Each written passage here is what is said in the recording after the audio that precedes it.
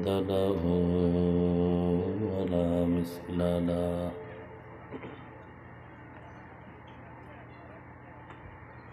ونشهد أن سيدنا ومولانا محمدا عبده ورسوله.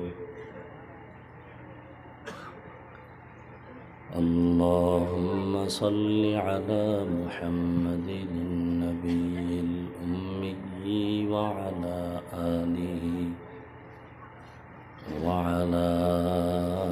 آله وسلم تسليما.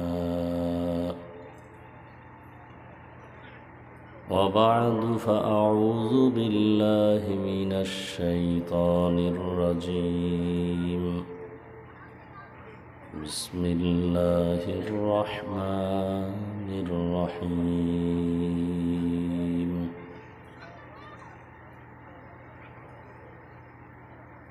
يا أيها الذين آمنوا اتقوا الله ولتنظر نفس ما قدمت لغد واتقوا الله إن الله خبير بما تعملون. وقال رسول الله صلى الله عليه وآله وسلم: الدنيا سجن المؤمن وجنة الكافر، أو كما قال النبي عليه الصلاة والسلام. صدق الله مولانا العظيم، صدق رسوله النبي الأمي الكريم، ونحن على ذلك من الشاهدين والشاكرين والذاكرين، والحمد لله رب العالمين. سبحانك لا علم لنا إلا ما علمتنا إنك أنت العليم الحكيم. رب اشرح لي صدري ويسر لي أمري واحلل عقدة من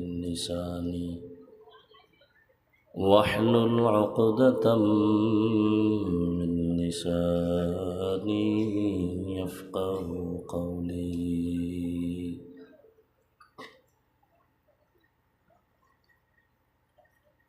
অধ্যকার মাহফিলে উপস্থিত মোহতারাম সম্মানিত সভাপতি, প্রধান অতিথি, বিশেষ অতিথিবৃন্দ,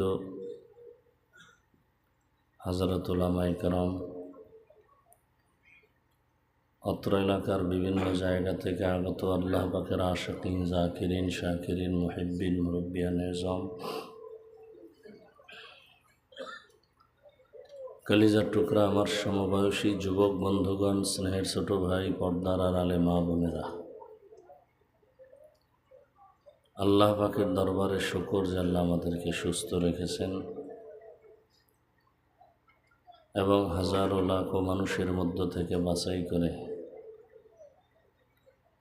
পৃথিবীর সর্বোচ্চ সম্মানের স্থান উলামায়ে কেরামের মজলিস, গুনাহ মাফের মজলিস, তওবা কবুলের মজলিস হাজির হওয়ার মতো আল্লাহ আমাদেরকে তৌফিক দান করেছেন। শুকর আদায়ার্থে বলি আলহামদুলিল্লাহ।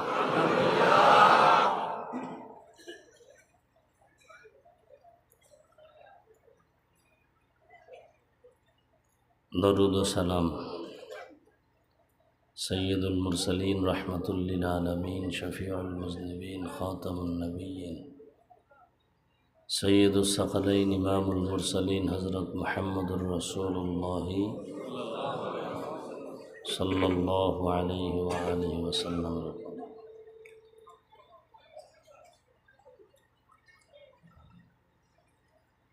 উলামায়ে কেরাম আলোচনা করেছেন,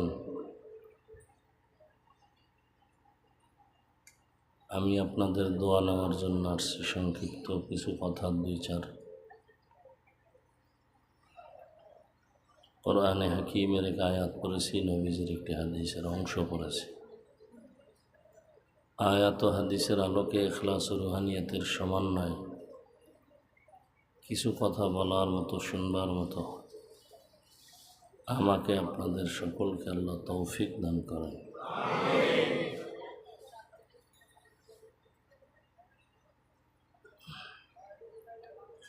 ইয়া আইয়ুহাল্লাযীনা আমানুত্তাকুল্লাহ, আল্লাহ বলেন, হে মুমিন, তোমরা তাকওয়া অর্জন করো তথা আল্লাহকে ভয় করো। ওয়াল তানজুর নাফসুম মা কদ্দামাত লিগাত, তোমার একটা ভবিষ্যৎ জীবন আছে, সেই জীবনের জন্য কি অর্জন করেছো এদিকে খেয়াল করো, নজর দাও। ওয়াত্তাকুল্লাহ, আল্লাহ আবার বলেন, আমাকে ভয় করো। ইন্নাল্লাহা খাবীরুম বিমা তা'মালুন, নিশ্চিত আল্লাহ পাক তোমার সব কৃতকর্মের অগ্রিম খবর জানেন। নবীজি বলেন, আদ-দুনিয়া সিজনুল মুমিন ওয়া জান্নাতুল কাফির, দুনিয়া নামক জায়গাটা মুমিনের জন্য জেলখানা,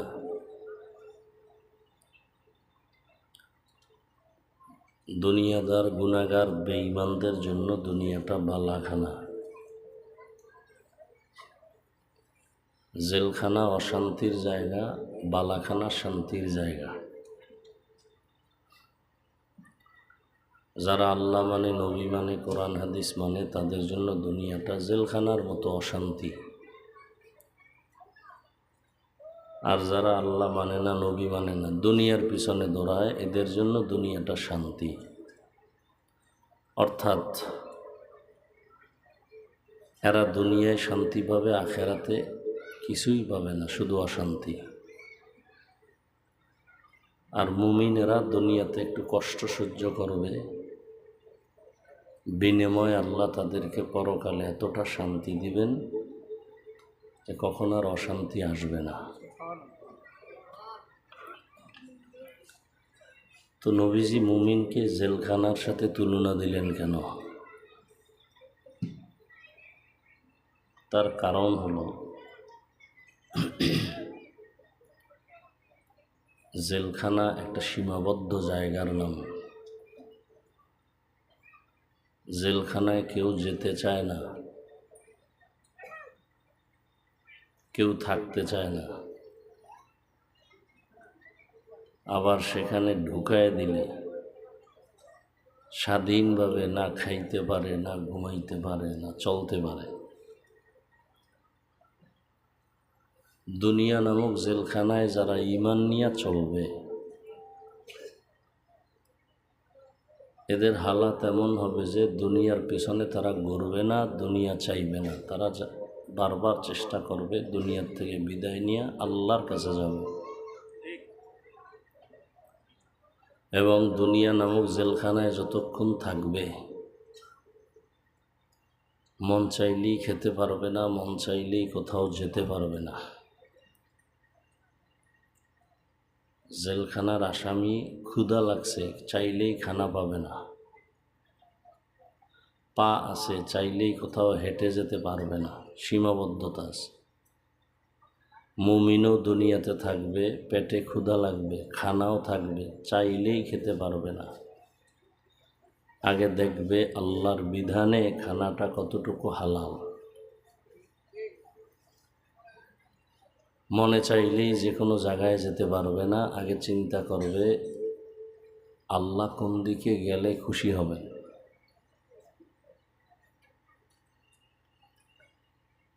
মূলত এক হাদিসে আল্লাহর নবী বলেন, দুনিয়ার কোনো দাম আল্লাহর কাছে নেই। উদাহরণ দিয়া হাদিসে নবী বলছেন, একটা মশার ডানা যেই পরিমাণ দামি। এই আপনারা উঠা বসা করেন কেন? হ্যাঁ,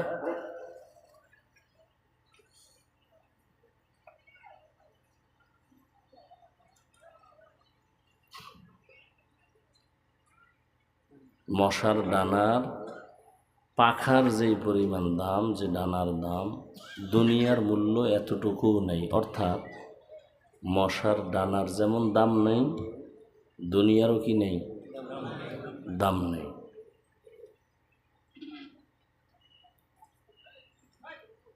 তো দুনিয়ার যদি দাম না থাকে তো পাঠাইলেন কেন? আমরা তো কেউ জোর করে আসিনি। আমাদের কে পাঠাইছেন? আল্লাহ। কেউ জোর করে আসেনি, তো পাঠাইলেন কেন?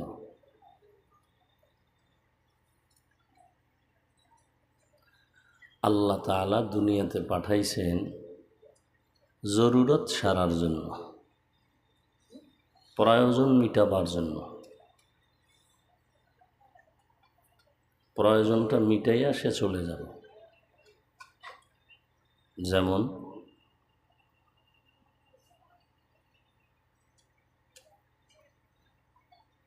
বিল্ডিং উঠায় না মানুষ, 2 তলা 3 তলা 4 তলা 5 তলা বিল্ডিং করে। এত সুন্দর বিল্ডিং, টাইলস মোজাইক করে, bedroom, drawing room, dining room খুব সুন্দর। এরপরে সাইনবোর্ড লাগাইছে টুলেট, কি হবে? ভাড়া হবে। এত সুন্দর বিল্ডিং দেখা ভেতরেও সুন্দর, বাহিরেও টাইলস এত বেশি দামি যে চেহারা দেখা যায়। একজনে জিজ্ঞেইল, ভাই আপনার এই ফ্ল্যাট কত? 20,000 টাকা। তো গ্রাউন্ড ফ্লোর থেকে ঢুকতে ঢুকতে 4-5 তলা সব খুইজা প্রাণ জুড়ায় গেছে।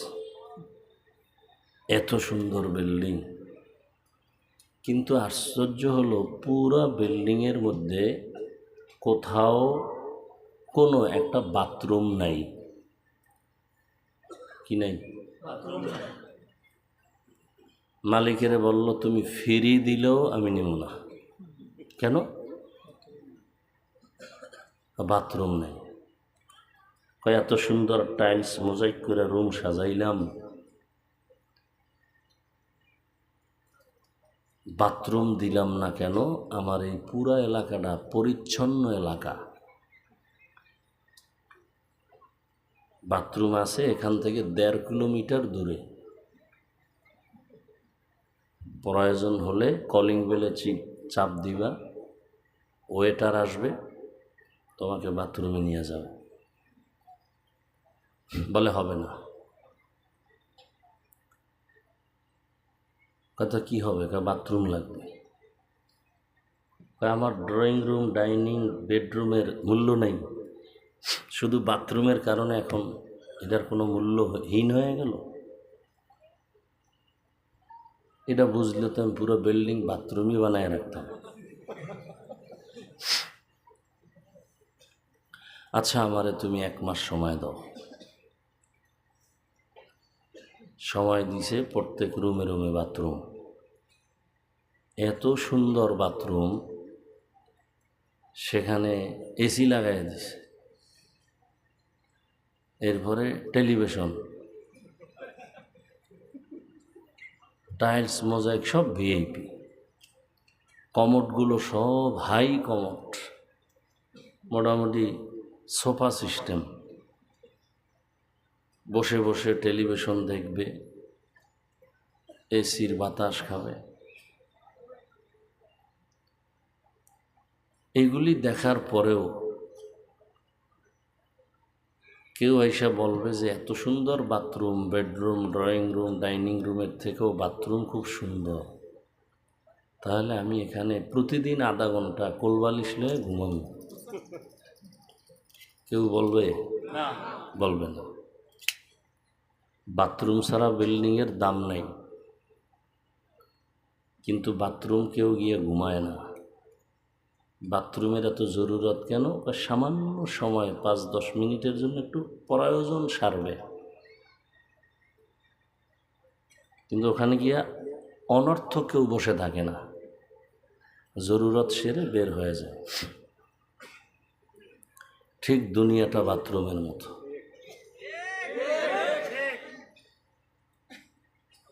এখানে আসছি আমরা জরুরত সারতে। কি জরুরত? আল্লাহর হুকুম ইবাদত করিয়া জান্নাতের টিকিটটা নিয়ে চলে যাব। এখন এটা দুনিয়া ছাড়া হবে না, বাথরুম ছাড়া বিল্ডিংয়ে থাকা যাবে না, দুনিয়া ছাড়াও আখেরাত কামাই হবে। তবে সতর্ক, বাথরুমে ঢুকতে গেলে খবরদার, তুমি তো আর জামা কাপড় সব বেডরুমে থুইয়া যাবা না, তোমার শরীরে তো পোশাক নিয়ে যাবা। তবে সাবধান, বাথরুমে কিন্তু ময়লা লাগতে পারে জামা কাপড়ে। পারে না? পারে না? পারে। ময়লা যেন স্পর্শ না করে। যদি লাগে তাহলে পরিষ্কার করার জন্য মেডিসিন রেডি রাখো, সাবান আর পানি। দুনিয়া নামক স্থানে বইয়া নামাজ রোজা হজ জাকাত জিকির টিকির কইরা জান্নাতে যাব, কিন্তু সাবধান, দুনিয়া যেন আমার অন্তরকে ময়লা করতে না পারে। যদি করে তাহলে পরিষ্কার করার জন্য সাবান পানি রেডি রাখো।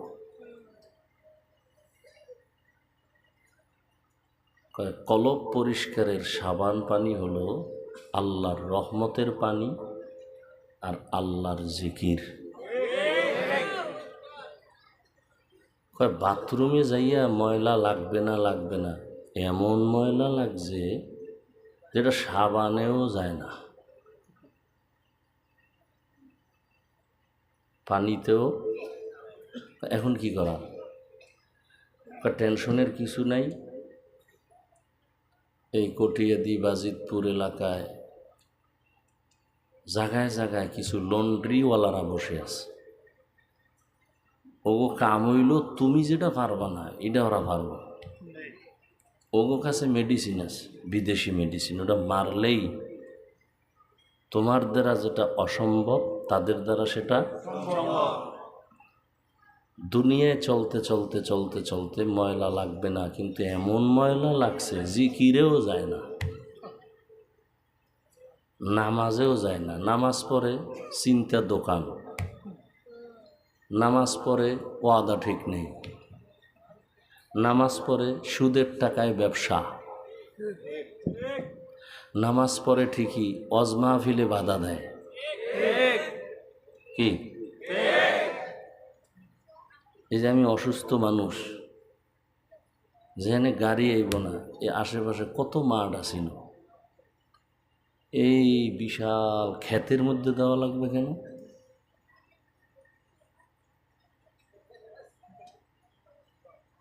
ওই সমস্ত মাঠে দিলে কি সমস্যা ছিল? এখনও মানুষের নফস কিছু উল্টাপাল্টা কাজ করছে।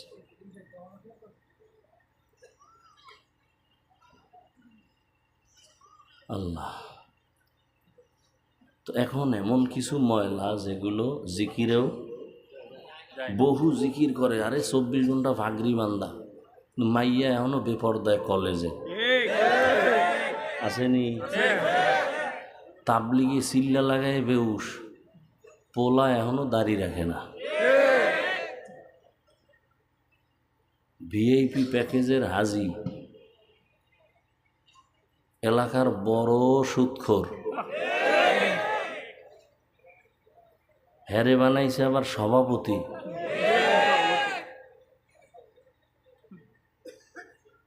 মানে শিয়ালের হাতে মুরগি দিলে যা হয় তাই। শিয়ালের কাছে মুরগি দিয়ে কইছে 3 দিনের আমানত। শিয়াল কয় 1 সেকেন্ডও না, দোয়াও চাই, মাপও চাই।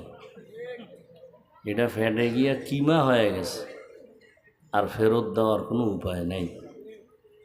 শিয়ালের হাতে মুরগি আমানত দিলে যা হয়, মাদ্রাসা মসজিদ আর ধর্মের চাবি সুদখোর ঘুষখোর বেনামাজির হাতে দিলে তাই হয়।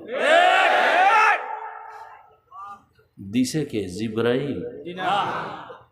সুদখোর বেনামাজি ঘুষখোরের হাতে মাদ্রাসা মসজিদের দায়িত্ব দিছে কারা? জিব্রাইল? কারা দিছে? কঠিন, বড় কঠিন।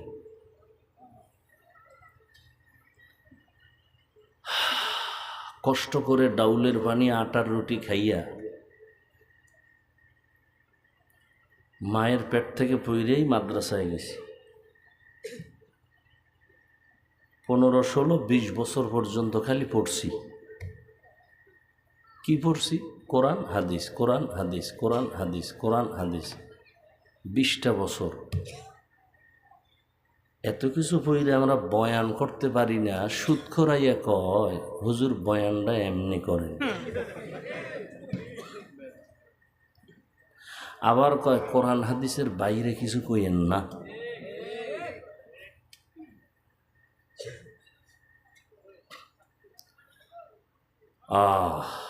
অথচ সুদের সাথে যারা জড়িত, তওবা না করা পর্যন্ত এদের কোনো আমল কবুল হবে না, হজ কবুল হবে না, জিকির কবুল হবে না, দান কবুল হবে না, তেলাওয়াত কবুল হবে না, দরুদ শরীফ কবুল হবে না।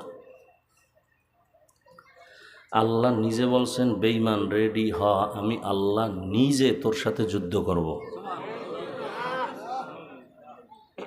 এবার বুঝেন যে কতটা ঘৃণিত যে আল্লাহ নিজে যুদ্ধ করবেন।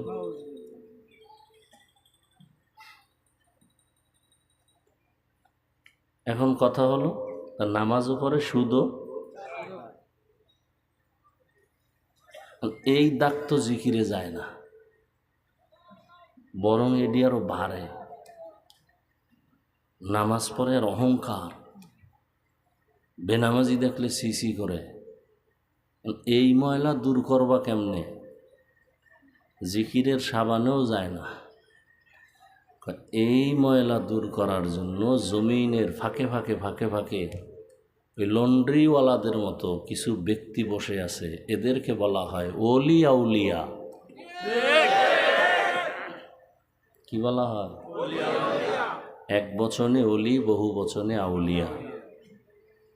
এদেরকে অন্য শব্দে বলে পীর, আবার বলে মুর্শিদ, আবার বলে ওলামা। এদের কাছে যাও, এদের নজর দিলে তোমাদের কলবের ময়লা দূর হয়ে যাবে। এদের নজরে পাওয়ার আছে। কি আছে? কোরআন হাদিসের ভাষায় ওই পাওয়ারের নাম, কোরআনের আয়াত ফুরকান, ওই পাওয়ারের নাম কি? হাদিসের ভাষায় ওই পাওয়ারের নাম ফেরাসাত।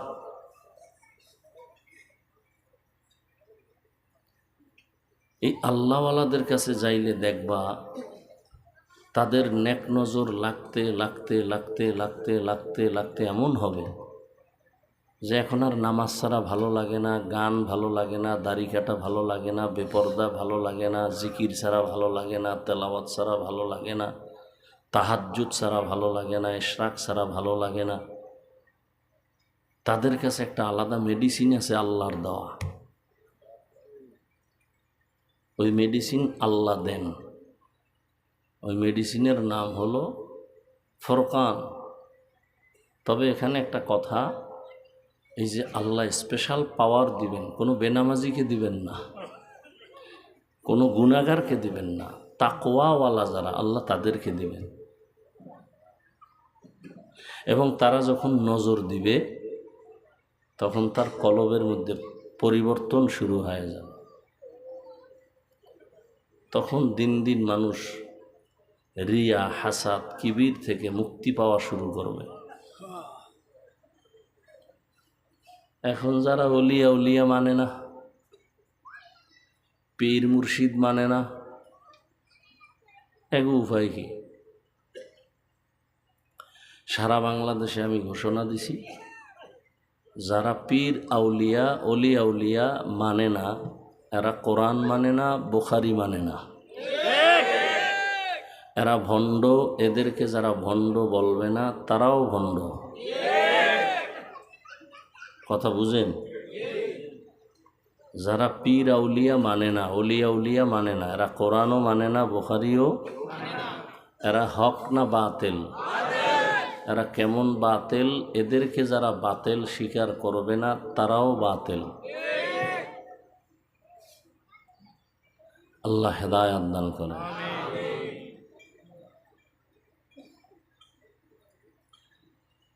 তো আল্লাহ দুনিয়ায় পাঠাইছেন আসল কাজ করার জন্য। আর একটা উদাহরণ দেই, দুপুরবেলা মেহমান আসবে বাসায়, বাজার টাজার করা লাগবে না? সকাল 9টা কি 10টার সময় বাবায় ছেলেরে বলছে, বাবা তুমি একটু বাজিতপুরে যাও তো, নাও টাকা নাও, গিয়া মাছ তরকারি নিয়ে আসো তাড়াতাড়ি, তোমার মা রান্না করবে, দুপুরে মেহমান আসবে, তাড়াতাড়ি চলে আসবা। ছেলে টাকা পাইয়া নতুন বাজারে যায়, বাজার কি জিনিস ভালো করে চিনে না। বাজারে যাইয়া দেখে এতদিন চার দেওয়ালের মাঝখানে ছিলাম, এখন দি রং বেরঙের বাতি, বাজারের মধ্যে গান, সুন্দরী রূপসীর গান বাজনা নাচ গান চলতেছে। এই দেখা ওর মন খুশি, আনন্দে আত্মহারা। এন দেখতে দেখতে দেখতে দেখতে ওই মজা পাইয়া গান শুনতেছে, নাচ দেখতেছে। এই রং তামাশা দেখতে দেখতে জোহরের আজান দিয়ে দিছে। হঠাৎ করে খেয়াল হয়েছে আমারে না বাজার করতে পাঠাইছে। একটা দৌড় দিয়া দোকানে গেছে, এই তরকারিওয়ালা, তরকারির দাম কত? এ জিজ্ঞাসা করতে না করতে পকেটে হাত দিয়ে দেখে টাকাও হারায় গেছে। মাথা গরম। ওদিকে বাবাও লাডি একটা লইয়া খারাইছে, তুই আজকে বাজার লই আইলো ভিডামু, না নিয়ে আইলো ভিডামু।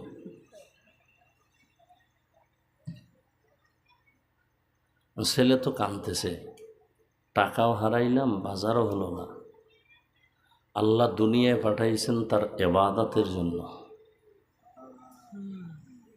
কিন্তু দুনিয়ার মধ্য থেকে ইবাদত করবা, এটা পরীক্ষার হল। পরীক্ষার হলের মধ্যে প্রতিযোগিতা চলে, কেউ বেশি আগায় যায়, কে শ্রেষ্ঠ, কে সফল, প্রতিযোগিতা চলে। কেউ প্রশ্নের উত্তর সঠিক লেখে, কেউ ব্যাঠিক লেখে, কোনো বাধা দেওয়া হয় না। কিছু কিছু দুনিয়াদারেরা দুনিয়ায় এসা রং তামাশা দেখা আল্লাহ যে আমাকে ইবাদতের জন্য পাঠাইছেন, হ্যাঁ আল্লাহরই চেনে না। দুনিয়া দুনিয়া করতে করতে একদল ইমানের টাকাও হারায় ফেলছে। আল্লাহ বলেন, আমি আল্লাহ এরপরও তোমার উপরে বেজার না, তওবার দরজা খুলে রাখছি। তুমি যদি তওবা করে বলো, আল্লাহ আমার ভুল হয়ে গেছে, ক্ষমা চাই, আল্লাহ বলেন তোমার জীবনের সব গুনাহ আমি এক মুহূর্তে মাফ করে দেব। দুনিয়া কিছুই না। লা ইয়াগুররান্নাকা তাকাল্লুবুল্লাযীনা কাফারু ফিল বিলাদি মাতাউন কালিলুন সুম্মা মাওয়াহুম জাহান্নাম ওয়া বিইসাল মিহাদ। কাফের বেঈমানের বানানো গুলশান দেখা পাগল হইও না, এগুলি কিচ্ছু না। বিউটি পার্লারের সৌন্দর্য রৌদ্র লাগলে শেষ। একজনে বিউটি পার্লারের সুন্দরী দেখা কয় তো ডানা কাটা পরি, বাপ মা ছাড়লে ওইটারে ছাড়ব না। বিয়া শাদি কইরা বাসায় নিয়ে যখন চেহারাটা ধুইছে দেখে জাম কালা। এখন কপাল থাবড়াইলে আর কি হবে? যারা দুনিয়া দুনিয়া দুনিয়া দুনিয়া কইরা নামাজ নাই, রোজা নাই, তেলাওয়াত নাই, জিকির নাই, সুন্নত নাই, এই একটা চোরারাও দুনিয়াও পাইল না, আখেরাতও হইল না। আচ্ছা, দুনিয়া পাওয়ার জন্য যারা দৌড়ায় এরা কি চায়? দুইটা জিনিস চায়। কয়টা? এক নম্বরে চায় সম্মান, আর একটা চায় শান্তি। আপনারা শিক্ষিত মানুষ, বলেন তো, আল্লাহরে বাদ দিয়া, নবীরে বাদ দিয়া, দুনিয়া দুনিয়া কইরা, বিল্ডিং আর টাকার মালিক হইয়া সম্মানে আছে, শান্তিতে আছে, কে আছে আমাকে বলেন তো? বিল্ডিং শান্তির মালিক? 10তলা বিল্ডিং উঠাইয়া মাস্তানি করে লাভ কি, যদি বিল্ডিং বাদ দিয়া জঙ্গলে ঘুমানো লাগে? সুইস ব্যাংকে টাকা জমা করে লাভ কি, যদি বংশের কেউ ভোগ করতে না পারে? এর চেয়ে রিক্সা চালায় খাওয়া ভালো, অনেক শান্তি। টাকা দিয়া সম্মান কিনলে ফার্স্ট অবস্থায় পায় ফুলের মালা, ফাইনালে পায় জুতার মালা। আর আল্লাহ যাকে সম্মান দেন, এ দুনিয়ায়ও বাদশা, আখিরাতেও বাদশা। যারা আল্লাহ চিনে না, নবী চিনে না, হা হুতাশ করতেছে, কেউ হাসে কেউ কাঁদে, এই নিয়ম। আর যারা নবীর আদর্শ নিয়ে আমরা আছি, আলহামদুলিল্লাহ, আমরা আগেও যেমন ছিলাম এখনও তেমন আছি, কোনো টেনশন নেই।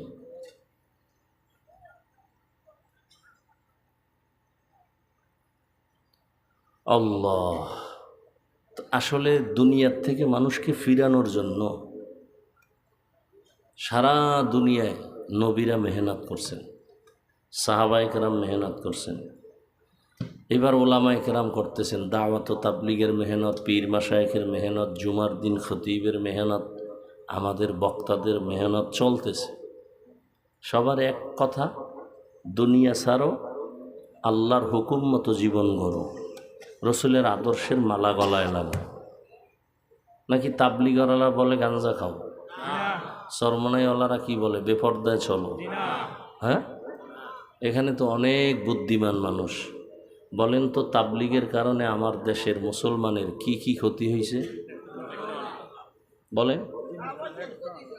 চরমনাই, উজানি, বাহাদুরপুর, নানুপুর, এই যে আহলে হক পীর মাশায়েখ, বলেন তো এদের দ্বারা এই দেশের ইসলামের এবং মুসলমানের কি কি ক্ষতি হয়েছে? ভাই সত্য কথাটা বলেন, হয়েছে? কওমি মাদ্রাসার কারণে? সত্য কথা বলেন, হয় নাই? বরং চরমনাইয়ের কারণে, তাবলীগের কারণে, দেওবন্দীদের কারণে লক্ষ লক্ষ জেনারেল লাইনের গুনাহগার মানুষগুলো আজকে জান্নাতের পথ ধরেছে। কথা ঠিক? তাহলে বিরোধিতা করেন কেন? এই চরমনাইয়ের বিরোধিতা করেন কেন? তাবলীগের বিরোধিতা কেন? দেওবন্দীদের বিরোধিতা কেন? কওমি মাদ্রাসার বিরোধিতা কেন? একজনে চশমা লাগাইছে, গ্লাস কালো। গ্লাস কি? মাঠে আইসে কয় কেয়ামত আইছে নাকি? কেন কয় বাতি সব কালো কেন, মানুষ সব কালো কেন? তো একজন চোখওয়ালা বলে কেয়ামত বহুত দূর, তোর চোখের উপরে কেয়ামত চলতেছে, তাড়াতাড়ি চিকিৎসা কর।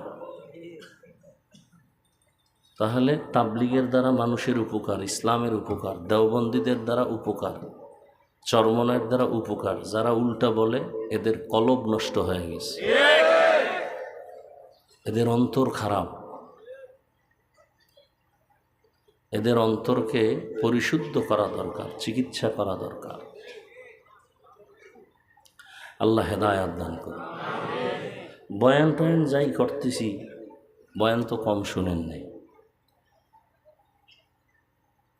বয়ান আপনারাও কম জানেন না। নামাজ পড়া ফরজ, পর্দা করা ফরজ, মা বাবার খেদমত করা ফরজ, এটা জানেন না? গালি দেওয়া হারাম, মিথ্যা বলা, ঘুষ খাওয়া হারাম, সুদ খাওয়া হারাম, নাচ দেখা হারাম, গান শোনা হারাম। এগুলি কি জানেন না বলেন তো? এরপর আমল শূন্য। এই যে এত মানুষ এখানে ফজর পড়ে নাই, জহুর পড়ে নাই, আসর পড়ে নাই, মাগরিব পড়ে নাই, এশাও পড়ে নাই, এরম নাই কেউ? কারণ কি? অথচ যদি সবাইকে জিজ্ঞাসা করি, ভাই নামাজ লাগবে নি, বলে আপনার কি ইমান আসেনি? লাগবে মানে? আমি বললাম কত অক্ত? কয় পুরা 5 অক্ত, মাঝে মাঝে ছেড়ে দেওয়া যাবে? কয় না না, খবরদার, সবই আপনি বললেন, নামাজ পড়েন না কেন?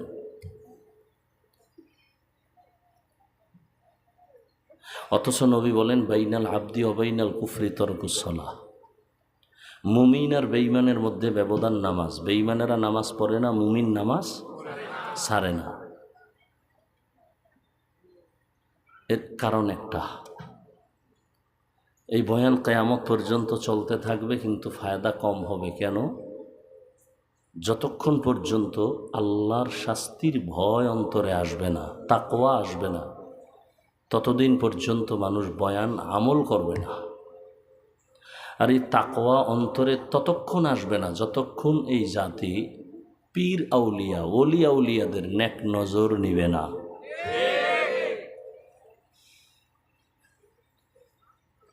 এই জন্য আল্লাহ কোরআনের এক আয়াতে বলেন, ইয়া আইয়ুহাল্লাযীনা আমানু, ও দুনিয়ার মুমিন, ইত্তাকিল্লাহ। বারবার আল্লাহ বলেন আমাকে ভয় করো, আমাকে ভয় করো, আমাকে ভয় করো। আকুনু মা'আস সাদিকিন, আমার সত্যবাদী যারা, আমার প্রিয়, এদের বন্ধু হয়ে থাকো, এদের বন্ধু হয়ে থাকো। কেন? এদের নজর লাগবে তো তাকওয়া চলে আসবে। হাকিমুল উম্মত মুজাদ্দিদুল মিল্লাত শাহ আশরাফ আলী থানভী, তিনি উম্মতের কলবের ডাক্তার। বাংলাদেশে আসতেন, সফর করতেন। বাংলাদেশের ওলামায়ে কেরাম একদিন জিজ্ঞাসা করলেন, হজরত, মা বাবার চেহারার দিয়ে তাকাইলে হাদিসে আছে কবুল হজের সওয়াব। সন্তান মা বাবার চেহারা দেখবে, বাইতুল্লাহর জিয়ারতের সওয়াব পাবে। কি সওয়াব পাবে? বাইতুল্লাহর জিয়ারত করলে যা পায় তাই পাবে। কিন্তু আমরা অলিয়া উলিয়ার দিকে তাকাইলে কি পাবো? প্রশ্ন বুঝছেন না? মা বাবার দিকে তাকাইলে সন্তানেরা বাইতুল্লাহর জিয়ারত পায়, সওয়াব পায়। কিন্তু আমরা অলিয়া উলিয়ার দিকে তাকাইলে কি পাবো? হাকিমুল উম্মত থানভী বললেন, ও উলামায়ে কেরাম, সন্তান মা বাবার দিকে তাকাইলে বাইতুল্লাহ পায়, বাইতুল্লাহর জিয়ারত পায়। আর যদি কোনো বান্দা আল্লাহ ওয়ালা, যারা তাকওয়াওয়ালা, এদের দিকে তাকায়, সে শুধু বাইতুল্লাহ পায় না, বাইতুল্লাহর মালিকের পায়। কারে পায়? বাইতুল্লাহর মালিকের পায়। দলিল?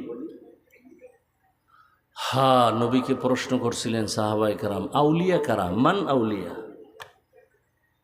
নবীজি জবাব দিলেন, ইজা রুউ যুকিরাল্লাহ, যার দিকে তাকাইলে আল্লাহর কথা স্মরণ হয়, যার চেহারার দিকে তাকাইলে গুনাহ ছাড়তে মনে চায়, জিকির করতে মনে চায়, টুপি পরতে মনে চায়, যার চেহারার দিকে তাকাইলে গুনার থেকে দূর হইয়া নেক আমলের আগ্রহ বাড়ে, এরা আল্লাহর প্রিয় ওলি। এদেরকে আল্লাহ আলাদা পাওয়ার দান করেন। এই জন্য আল্লাহ পাক বলেন আমাকে ভয় করো, ভয় করো, ভয় করো। ভয় মানি তাকওয়া। এটার এত পাওয়ার, নবীজির কোনো গুনাহ নেই, আছে?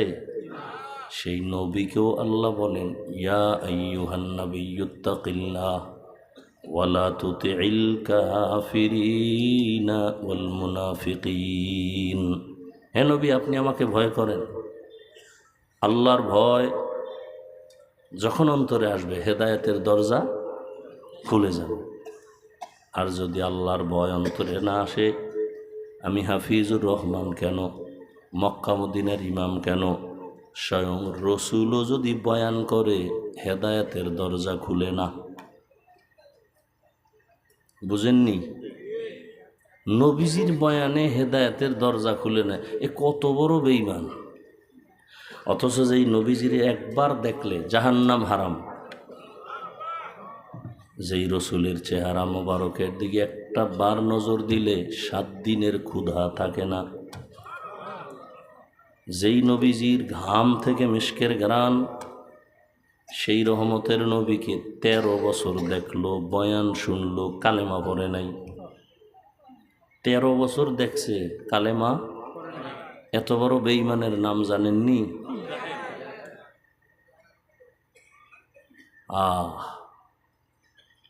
কার ভয় নাই? নবী সত্য মানে, এরপরও কালেমা পড়ে না কেন? আল্লাহর আযাবের ভয়। আর অন্যদিকে ২৭ বছরের এক যুবক তরবারি নিয়ে দৌড়ায় নবীকে জবাই করার জন্য। কয় বছর? তরবারি নিয়ে দৌড়ায় যখন নবীজির চেহারার দিকে নজর পড়ল, তরবারিটা ফালাইয়া বলে, নবী বেয়াদবি মাফ করে আমাকে কালেমা পড়াইয়া দেন। দেখছেন নি?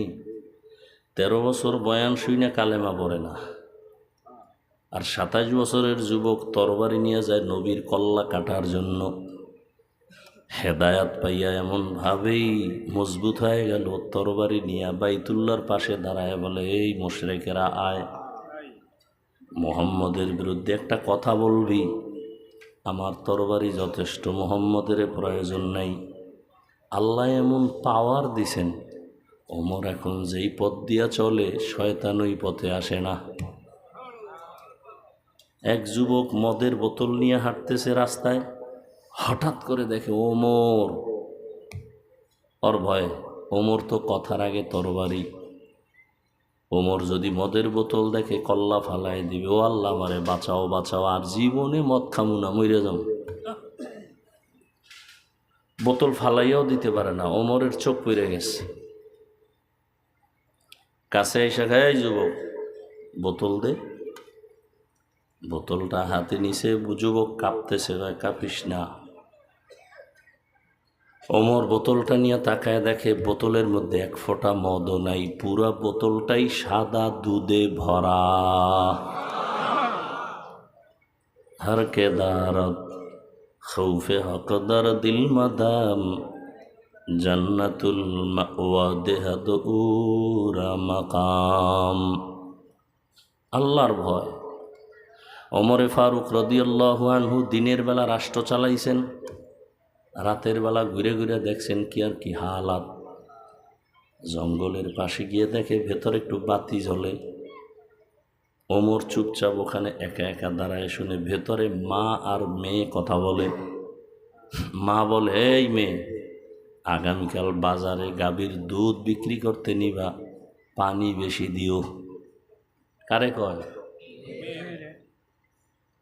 মেয়ে কয়, মা ওমর যদি টের পায় কল্লা ফালায় দিবে। ওমর কই? ওমর কই? মা ডাক দিয়ে কয়, ওমর দেখবে না। মেয়ে ডাক দিয়ে কয়, মা ওমর যদিও দেখবে না, তবে ওমরের আল্লাহ তো দেখবে।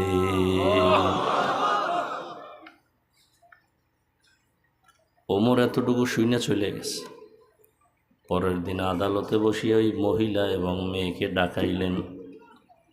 মেয়ে আর মহিলা ভয়, মনে হয় ওমর ডাকছে মানে ফাঁসি, উভয় নেই। কিন্তু তাদেরকে সর্বোচ্চ সম্মান দিয়ে বসায় একা, মা তোমার কপাল ভালো, এমন একটা কন্যা সন্তান তুমি পাইছো যে আল্লাহর ভয় তাকওয়ার গোডাউন। মা তোমাকে আজকে একটা পুরস্কার দিতে চাই। কি? কয়, তুমি যদি আলহামদুলিল্লাহ বলো, তাহলে তোমার এই মেয়েটাকে আমি ওমরের ছেলের জন্য নিতে চাই। মা খুশি না বেজা? খুশি হয়ে গেলেন। এইবার এই ওমরের ছেলের সাথে এই মেয়ের বিয়া হয়ে গেল। এমনই এই দামি নারীর গর্বের ধারায় আর একটা সূর্যের আলো আসছে, ওমর ইবনে আব্দুল আজিজ। আল্লাহর ভয়। দেখেন, আপনারাও মুসলমান, আমিও কি? কথা বলেন। আপনাদের আল্লাহ আমার আল্লাহ দুই? বুঝে শুনে বললেন এক। আপনাদের নবী আমার নবী, আপনাদের কোরআন আমার কোরআন, আপনাদের কাবা আমার কাবা, আপনাদের ধর্ম আমার ধর্ম, আপনাদের কালেমা আমার কালেমা। দুনিয়াতে আসছি সিস্টেম। বিদায় বেলা কাফনের সংখ্যা, আমারও 3 কাফন, আপনারও 3 কাফন, মহিলাদের 5 কাফন। কালার আলাদা। কালার আলাদা কি? সবার হুজুরগড় একটু আলাদা হবে, হ্যাঁ? কালার লইয়াও কিলাকিলি চলে এই জমিন। এত বড় মূর্খ যে কালার লইয়াও কিলাকিলি। কবরের সাইজ ভেতরে রাখার পরে প্রশ্ন কয়টা? কয়টা? আলাদা আলাদা না সবে? রবের পরিচয় দাও, ধর্মের পরিচয় দাও, রহমাতুল্লিল আলামিনের পরিচয় দাও। দেখেন তো, আপনার আমার আল্লাহ এক, নবী এক, কোরআন এক, কাবা এক, ধর্ম এক, কালেমা এক, কবর এক, প্রশ্ন এক, কাফন এক, কালার এক। অথচ আপনি কেমন মুসলমান আর আমি কেমন মুসলমান? আজকে আপনার পায়ে ধরে ধরে বুঝাই, টুপি পরেন, দাড়ি রাখেন, নামাজ পড়েন। আমি টুপি খুলতে চাই না, লজ্জা পাই। আর আপনি কেমন মুসলমান যে টুপি দিতে চান না, লজ্জা পান? আমি দাড়ি কাটতে চাই না, লজ্জা। আর আপনি কেমন মুসলমান যে দাড়ি রাখতে চান না, লজ্জা। আমি মসজিদে না ঢুকলে লজ্জা পাই, আর আপনি মসজিদে ঢুকতে গেলে লজ্জা পান। আমি পর্দা না করলে লজ্জা পাই, আর আপনি কেমন মুসলমান যে পর্দা করতে গেলে লজ্জা পান? শুধু একটাই কারণ, আল্লাহর ভয় অন্তরে নাই। আজকে যদি আমি দাড়ি কামাইয়া, টুপি বাদ দিয়া, নামাজ বাদ দিয়া আপনার মতো প্যান্ট শার্ট টাই লাগায় রাস্তায় ঘুরতাম, কেউ আমারে বাধা দিত না। এই টুপির কারণে বিপদ, জামার কারণে বিপদ, জিকিরের কারণে বিপদ, কওমি মাদ্রাসায় পড়ার কারণে বিপদ। হাজার হাজার মুরব্বীরা, আজকে ফিলিস্তিনের অবস্থা কত করুণ। ওরা যদি বলতো আমরা ইসরায়েলের মাইনা চলবো, আল্লাহ মানব না, সব মাফ। কিন্তু ওরা বলছে আল্লাহকে ছাড়বো না, মরিয়া গেলে যাব। একের পরে এক বোমা মারতেছে, মায়ের সামনে সন্তানের জবাই করে, সন্তানের সামনে মাকে জবাই করে, চোখের পানি ছাড়িয়া। এরপর ওরা আমার মাওলাকে ভুলে না। একমাত্র কারণ, আমার মাওলার আযাব বড় কঠিন। দুনিয়ার সূর্যের গরমের তাপ সইতে পারি না। কিয়ামতের দিন গুনাহগার হইয়া যদি হাসরের ময়দানে উঠে, রহমতের নবী একদিন আম্মাজান আয়েশার ঘরে বৈশা বৈশা কান্না করেন। আম্মাজান আয়েশা বলেন, ইয়া রাসূলুল্লাহ, আপনি কাঁদেন কেন? বলে, হাসরের ময়দানের ভয়। কেন? বলে, কিয়ামতের ময়দানে সব নারী পুরুষরা উলঙ্গ দাঁড়াবে। আম্মাজান বলেন, তারপরে? বলে, সূর্যটা মাথার উপরে নেমে আসবে, সূর্যের গরমে জমিনটা তামা হয়ে যাবে, জাহান্নাম চিৎকার দিবে, ও আল্লাহ, বেনামাজিগুলো আমার পেটে দাও, ঘুষখোর সুদখোরগুলো তোমার দুশমন আমার পেটে দাও, আমার পেটে বড় ক্ষুধা। আল্লাহর নবী বলেন, ও আয়েশা, আল্লাহ সেদিন রাগ হয়ে যাবেন। আল্লাহ রাগ হয়ে একটা আওয়াজ দিবেন, খুব কঠিন, লিমানিল মুলকুল ইয়াউম লিল্লাহিল ওয়াহিদিল কাহ্হার। নবীজি বলেন, আল্লাহ পাকের কুদরতির আগের আওয়াজে হাসরের ময়দানটা থরথর করে কেঁপে উঠবে, সূর্যের গরমে মাথার মগজগুলো ভাতের মারের মতো ফুটবে, গুনাহগারগুলো চিল্লাইতে থাকবে। নবীরা যাদের কোনো গুনাহ নাই তারাও কান্না শুরু করবেন। হাদিসে ঘটনা দেখছি কয়েকদিন আগে, একজন ব্যক্তির ফয়সালা হয়ে যাবে, আমল নামা ওজন দিয়ে দেখবে অনেক নেক, তবে একটা নেকের টানে অভাবে জান্নাত পায় না। কয় নেকের অভাব? মাত্র একটা নেকের অভাব। তখন আল্লাহ বলবে, এই হাসরের ময়দানে ঘুরে দেখো তোকে একটা নেক তোমারে দেয়নি, যাও, পাইলে আমি জান্নাত দিয়ে দিব। বুড়ায় কান্না করে আর ঘুরে, রসুলের হাদিস, ঘুরতেছে ঘুরতেছে, মাকে তালাশ করে, ভাইকে তালাশ করে, কেউ তাকে আর পরিচয় দেয় না। হঠাৎ করে দেখে মাঠের পাশে একটা বুড়া মানুষ বয়া রইছে। জিজ্ঞাসা করে, এই বুড়া, তুমি কান্দো কেন? কয়, আমার আমল নামা ওজন দিছে, একটা নেকের অভাব আছে, জান্নাত আমি পাই না। এখন আমি ঘুরি, একটা নেক আমারে কে দিবে? বুড়াকে, দাঁড়াও, আমার জীবনের আমল নামায় কোনো নেক নাই, সব গুনাহ গুনাহ গুনাহ, তবে একটা নেক আছে, আমি তোমার এই নেকটা দিয়ে দিই, যাও, আমি তোমার একটা নেক দিয়ে দিই, কারণ আমি এক নেক দিয়ে জান্নাত পাবো না। অতএব আমি জাহান্নামে যাই, তুমি আমার একটা নেক নিয়ে মাওলার জান্নাতে যাও। বুড়ায় খুশিতে একটা দৌড় দিছে, আল্লাহকে বলবেন আল্লাহ নেক পাইছি। ভাই বলছো? হ্যাঁ পাইছি। আল্লাহ এবার আমারে জান্নাত দাও। আল্লাহ বলবেন নেকটা কি তোর মা দিছে? ভাই কয় না না, আমার একজন মুমিন ভাই দিছে, তার আমল নামায় একটা নেক, আর কোনো নেক নাই। আল্লাহ বলবে তারে তুমিও ডাইকা নিয়ে আসো। নিয়ে যখন আসবে, আল্লাহর আদালতে আসার পরে আল্লাহ বলবেন, ও বুড়া, তুমি এই একটা নেক হাসরের ময়দানে কেন দিছো? তখন বুড়া কান্না করবে আর বলবে, হে মালিক, আমার আমল নামায় তো কোনো নেক আমল নাই, শুধু গুনাহ আর গুনাহ, হাতের গুনাহ, চোখের গুনাহ, কানের গুনাহ, অন্তরের গুনাহ।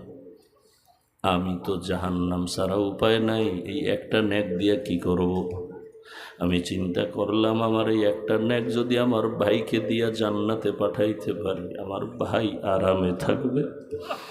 আমার ভাইটা আরামে থাক, আমি কষ্ট পাইলেও কোনো আফসোস নাই, কারণ আমি তো নেক আমল করতে পারি নাই।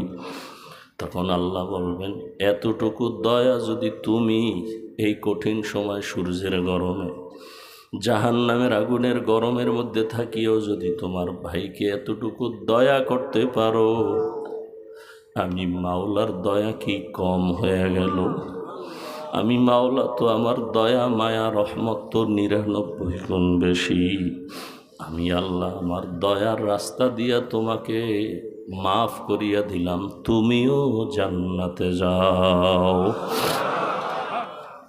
ও আল্লাহর বান্দারা, কয়দিন আর বাহাদুরি করবা? ও যুবক, তোমার মতো কত যুবক স্কুলে পড়ে, কলেজে পড়ে, চাকরি করে, নামাজ ছাড়ে না, বলো তুমি কেন পারবা না? তোমার মতো যুবক জেনারেল লাইনে পড়ে, রাস্তায় গাড়ি চালায়, নামাজ ছাড়ে না, তুমি কেন পারো না? তোমার মতো যুবক দেখো র্যাব, আর্মি, পুলিশ, বিডিআরের চাকরি করে, নামাজি অভাব নাই, তুমি কেন পারো না? তোমার মতো যুবক এমপি, মন্ত্রী, ওসি, ডিসিএসপি নামাজি আছে, তুমি কেন পারবা না রে বলো? তোমার মতো যুবক রাস্তায় গাড়ি চালায়, মাঠে কাজ করে, নদীর মধ্যে মাছ ধরে, নামাজ পড়ে, তুমি কেন পারবা না? পর্দার আড়ালের মা বোনেরা, আপনাদের মতো কত মা কত বোন আছে, মোবাইলে সময় নষ্ট করে না, বেপর্দায় চলে না, স্বামীর মাল নষ্ট করে না, নামাজ ছাড়ে না, আপনারা কেন পারবেন না? বৃদ্ধ বাবাজি, আপনার মতো কত বুড়ারা মসজিদে গিয়া নামাজ পড়ে, আপনি কেন পারেন না? আল্লাহর ভয় অন্তরে জমা করিয়া জীবনে তো নামাজ কম ছাড়লেন না, দাড়ি কম কাটলেন না, বেপর্দায় কম চললেন না। আজকে থেকে তওবা করেন, আল্লাহকে মনে মনে বলেন, হে আল্লাহ, জীবনে যত মনে চাইছে দাড়ি কাটবো কেটে ফেলেছি, নামাজ ছাড়বো ছেড়ে দিয়েছি, বেপর্দায় চলবো চলছি, আজকে থেকে তওবা করতে চাই। জীবনটা চলিয়ে গেল, আর নামাজ ছাড়বো না, দাড়ি কাটবো না, বেপর্দায় চলবো না, মা বাবার সাথে বেয়াদবি করবো না, ওলামায়ে কেরামের দোয়া নিয়ে, শিক্ষকের দোয়া নিয়ে, নবীর সুন্নাত অনুযায়ী চলবো। তওবা করার যদি অন্তর তৈরি হয়, মুনাফিকি না থাকে, খাঁটি হাত দুটো আল্লাহকে দেখায় দাও। আয় আল্লাহ, হাতগুলো কবুল করে নেন, তওবা কবুল করে নেন, তওবার উপরে মজবুত হয়ে চলার তৌফিক দান করেন, আমিন। আলহামদুলিল্লাহি রাব্বিল আলামিন, ওয়াসসালাতু ওয়াসসালামু আলা সাইয়্যিদিল আমবিয়াই ওয়াল মুরসালিন ওয়া আলা আলিহি ওয়া আসহাবিহি আজমাইন। ইয়া আরহামার রাহিমিন,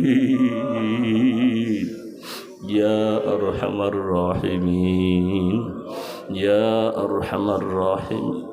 রব্বির হামহুমা কামা রব্বায়ানি সগীরা। আল্লাহুম্মা ইন্নাকা আফুউন কারীম তুহিব্বুল আফওয়া ফা'ফু আন্না। আল্লাহুম্মা ইন্না নাসআলুকা রিযাকা ওয়াল জান্নাহ ওয়া নাউযু বিকা মিন সাখাতিকা ওয়ান নার।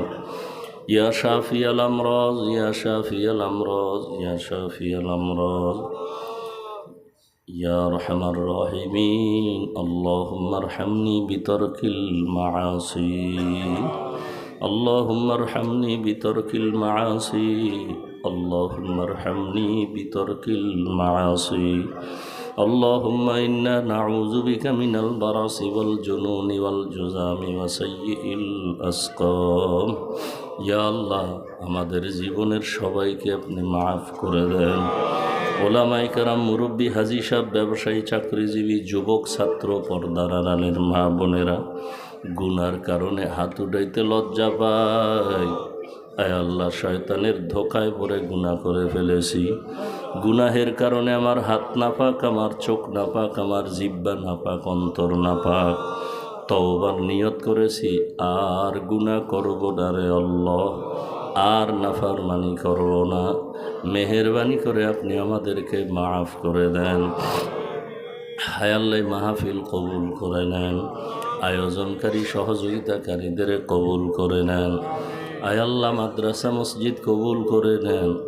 আয় আল্লাহ, মা বোনদের পর্দাওয়ালা আবেদা বানায় দেন। সন্তানগুলো নেককার বানায় দেন। আয় আল্লাহ, আদবওয়ালা বাধ্যগত বানায় দেন। যারা লেখাপড়া করে পরীক্ষার্থী কামিয়াবি দান করেন। আমার কলিজার প্রত্যেকটা যুবকের দিনের খাদেম বানায় দেন। নামাজি, কোরআন পড়নেওয়ালা বানায় দেন। মোবাইলের গুনাহের থেকে হেফাজত করেন। আপনার খাস ওলিয়া উলিয়াদের বন্ধু বানায় দেন। আয় আল্লাহ, সুন্নতওয়ালা জীবন দান করেন। আয় আল্লাহ, ইজ্জতের জিন্দেগি দান করেন। চলার পথে হেফাজত করেন। সারা দুনিয়ায় মানুষকে মাফ করে দেন। আয় আল্লাহ, ফিলিস্তিনের জমিনে কান্নার আওয়াজ, তাদের চোখের পানি আর রক্তে ভারী হয়ে গেছে আকাশ বাতাস। আয় আল্লাহ, গুনার কারণে আপনি রাগ করিয়েন না রে আল্লাহ, রহমতের চাদর বিছায় দেন। সারা দুনিয়ার মুসলমানের ঈমান, আমল, ইজ্জত হেফাজত করেন। জালেমদেরকে ধ্বংস করে দেন আল্লাহ, জালেমদের ধ্বংস করে দেন আল্লাহ। আয় আল্লাহ, বাতিলের মোকাবেলায় বিজয় দান করেন। বাংলাদেশ শান্তির দেশ বানায় দেন। আয় আল্লাহ, সমস্ত ছাত্রদেরকে লেখাপড়ায় কামিয়াবি দান করেন। যারা পরীক্ষার্থী কামিয়াবি দান করেন। আয় আল্লাহ, সবার কামাই রুজি, ব্যবসা, চাকরিতে হালালভাবে বরকত বাড়ায় দেন। ঘরে ঘরে সুন্নতের বাতি জ্বালায় দেন। নবীজির রওজা বাইতুল্লাহ জিয়ারতের জন্য কবুল করে নেন।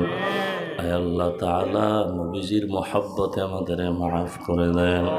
আয় আল্লাহ, আমরা যারা হাত তুলেছি জানি না এখানে কারা কারা ইয়াতীম, জীবনে আর বাবাকেও দেখবে না, অনেকে মাকেও আর পাবে না। আয় আল্লাহ, গুনার কারণে দিলটা পাথর, চোখে পানি নাই।